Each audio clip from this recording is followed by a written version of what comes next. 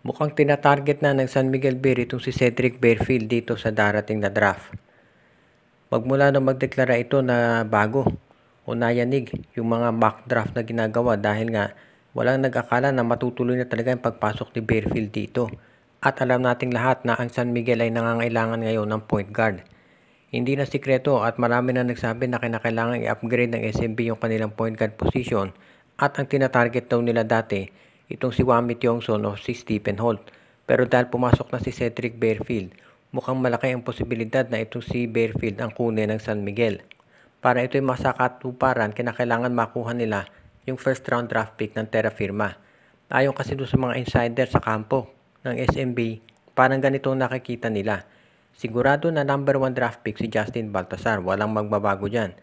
Number 2, itong Blackwater. At sa tingin ng karamihan, kahit na very talented ito si Barefield, ang kukunin nila ay itong si Kai Balungay dahil center ang kinakailangan ni Coach Jeffrey Cariaso.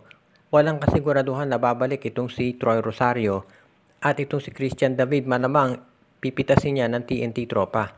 So itong si Kai Balungay ang malamang kunin ng Blackwater Bossing. At ibig niya sabihin, babagsak sa pang number 3 itong si Cedric Barefield na ang may hawak to sa draft pick ay Terra Firma.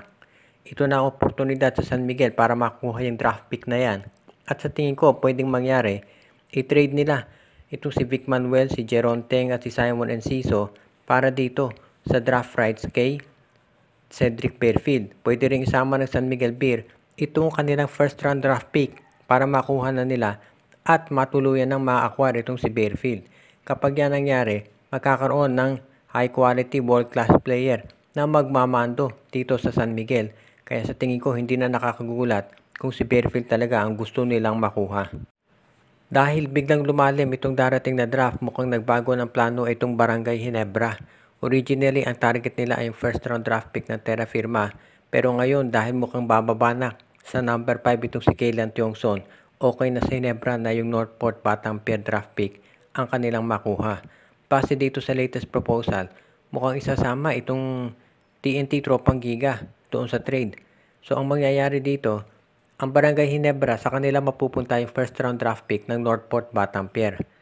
Ang Northport naman makukuha si Mikey Williams at itong TNT Tropang Giga mapupunta sa kanila either itong si Maverick Hanmisi or si Jeremiah Gray at Nards Pinto.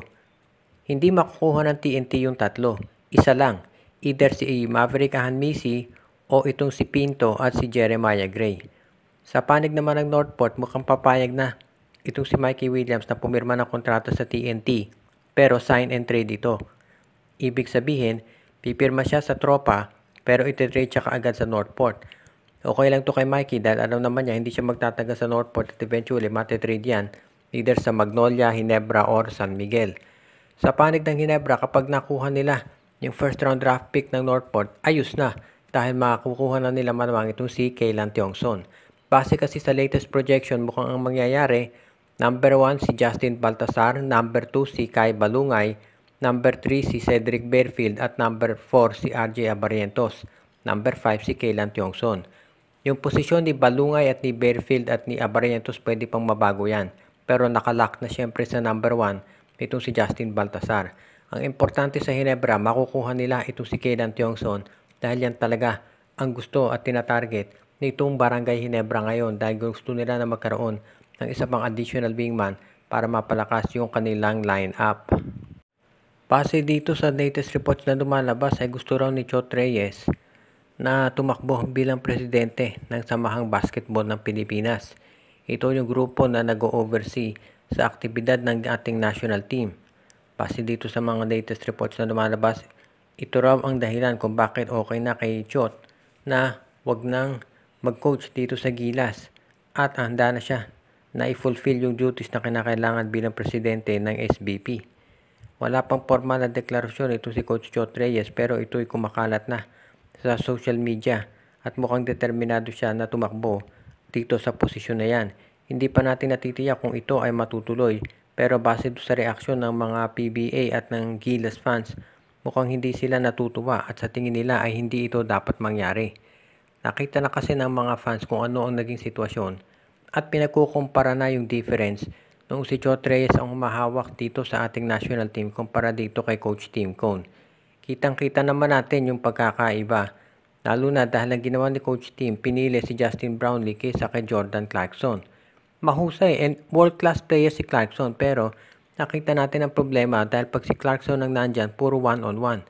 Itong si Brownlee ay isang team player. Pero bukod dun sa pagpili kay Brownlee, nakita natin yung sistema.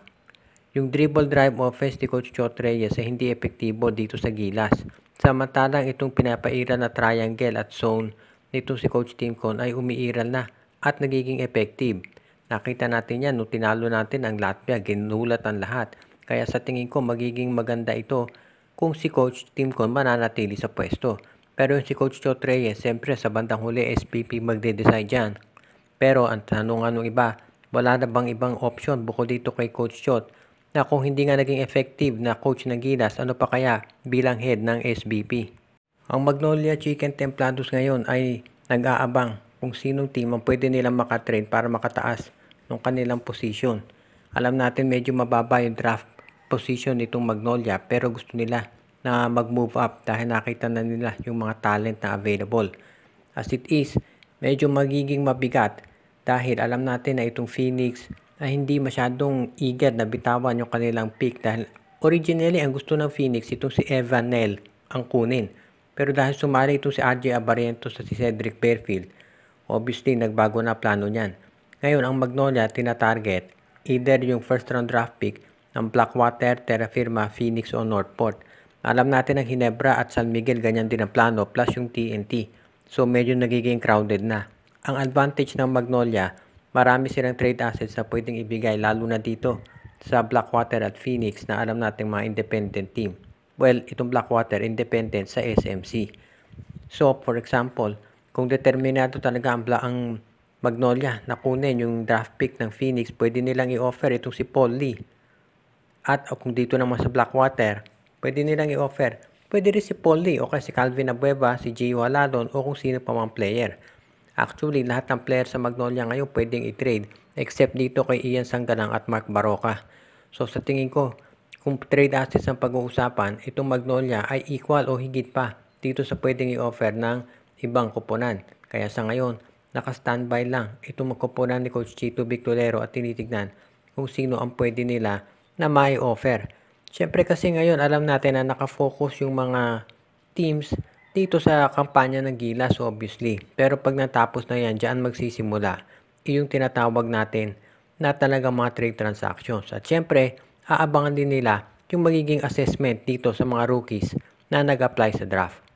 Shoutout kay Joseph Pineda, Donel Santiago, RG Bueno at Dalina family, Joshua Giray, Espejo at Rosales family, Rico Olarte, Ronald Barbosidad, Jonel Alagon at Celino Valles family, Junjun, Angie, Patpat at B-Boy Matas, Judy, Edwina, Shaina, Carl, Jaira at Jonah Villarosa, Carl Alarcos, OG, Len, Gio at Gia Santillana at Tagle family, si Anthony Alon family, Roman de la Cruz Agustin, Edwin Carmona Jr., Ireneo Salangsang, Michael D., Jonald Malyari, Romeo Conchada, JJ Sibung, John Ray Mark Iscuela, si John Mike Winky, Kuya Mike TV, Eduardo Monsales, binabati din natin si Eduardo Del Rosario, Katsakino Dukusin, Jason Mendoza, si Enju, pati na iba pa nating mga taga-subaybay.